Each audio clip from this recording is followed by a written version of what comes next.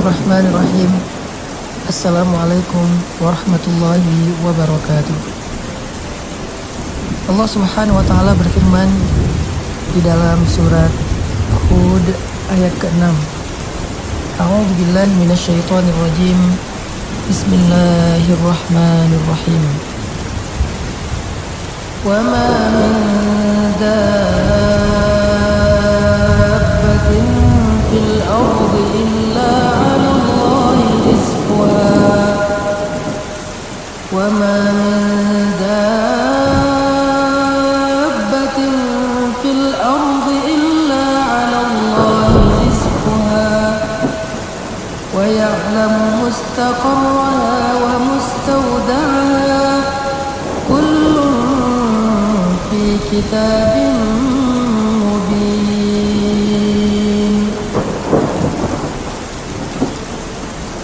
Dan tidak ada satupun makhluk yang bernyawa yang hidup di muka bumi kecuali Allah menjamin rezekinya. Dia mengetahui tempat kediamannya dan tempat penyimpanannya. Semua tertulis di dalam kitab yang nyata ataupun Lauhul Mahfuz. Shadaqallahul azim. Ayat ini adalah salah satu di antara ayat yang mengajarkan kita tentang iman terhadap rububiyahnya Allah Subhanahu wa taala. Rububiyah berarti Allah lah yang mengatur segala sesuatu dalam kehidupan di langit dan di bumi. Dan Allah sebaik-baik yang mengatur.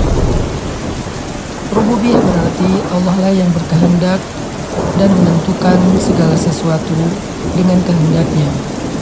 Dan Allah Maha Adil dalam segala ketentuan yang Allah kehendaki. Rububiyah juga berarti Allah lah yang menentukan rezeki untuk setiap hambanya. Allah tidak pernah zalim untuk mengurangi satu butir beras pun dari rezeki bagi hambanya.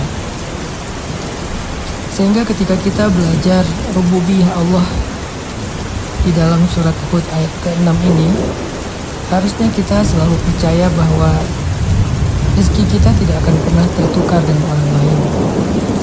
Bahwa setiap manusia, bahkan hamba-hamba Allah, hewan, tumbuhan, apa yang ada di langit dan di bumi, semuanya telah Allah berikan takdir rezekinya. Dan Allah tidak pernah mengurangi hak mereka, apalagi bersikap zalim kepada mereka. Lalu kenapa kita harus bekerja?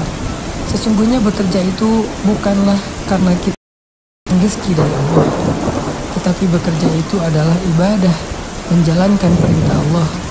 Karena Allah Subhanahu wa taala menitipkan kita rezeki di satu tempat dan Allah menyuruh kita untuk mengambilnya dengan sedikit ikhtiar, dengan sedikit usaha, agar kita belajar menghargai pemberian Allah, agar kita tahu betapa berharganya rezeki yang Allah berikan untuk kita. Sehingga dengan demikian kita jadi pandai bersyukur kepada Allah Subhanahu wa taala.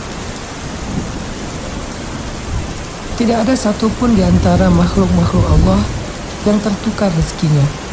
Sehingga kita tidak perlu merasa iri, dengki kepada orang lain, atau juga merasa sombong ketika Allah memberikan kelebihan rezeki kepada kita di antara orang lain. Janganlah kalian merasa iri terhadap apa yang Allah berikan kepada sebagian kalian atas sebagian yang lain, kata Allah. Tidaklah seseorang iri kepada rezeki orang lain, karir orang lain, kehidupan orang lain, kecuali dia ragu terhadap keadilan Allah Subhanahu wa taala. Dia ragu terhadap pengaturan Allah Subhanahu wa taala, atau dia ragu terhadap rububiyah Allah Subhanahu wa taala.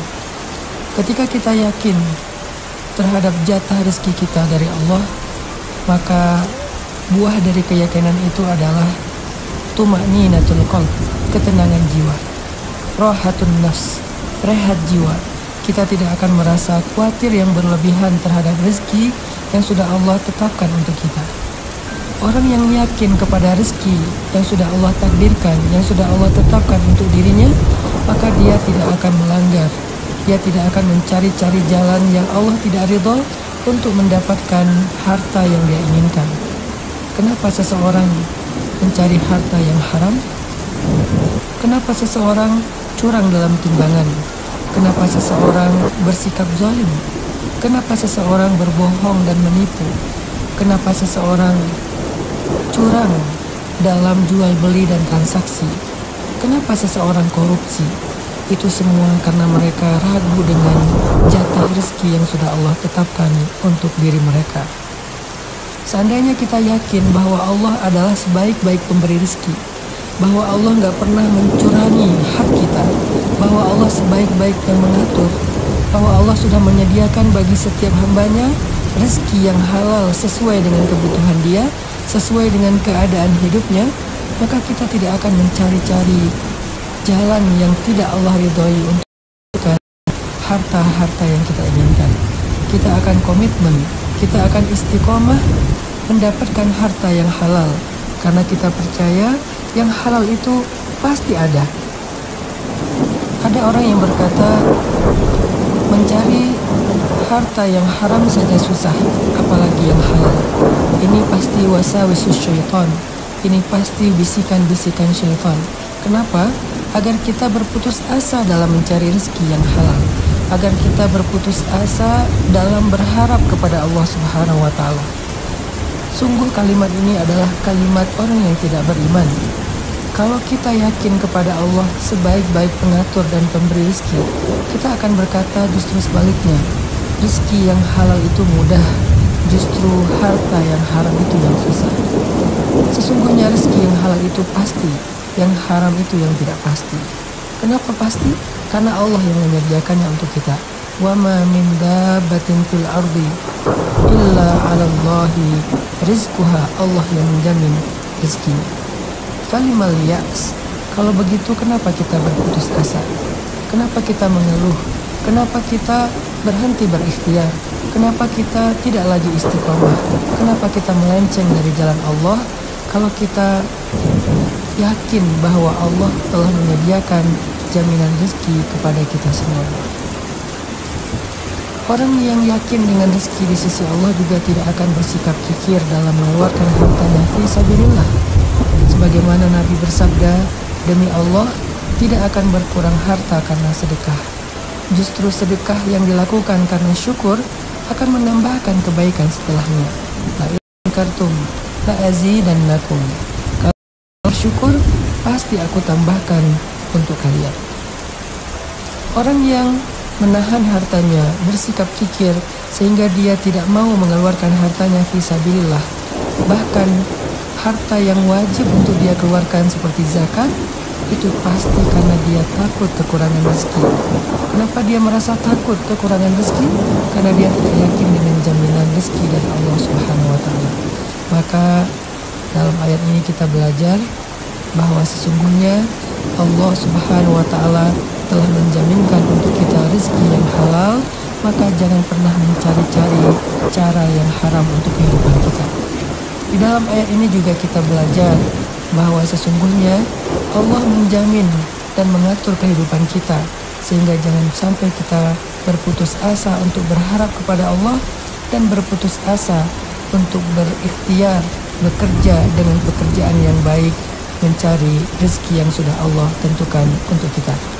Mari kita belajar dari ayat ini agar kita lebih istiqomah, agar kita lebih tumakninah, dan agar kita semakin kuat bertawakal kepada Allah Subhanahu wa Ta'ala.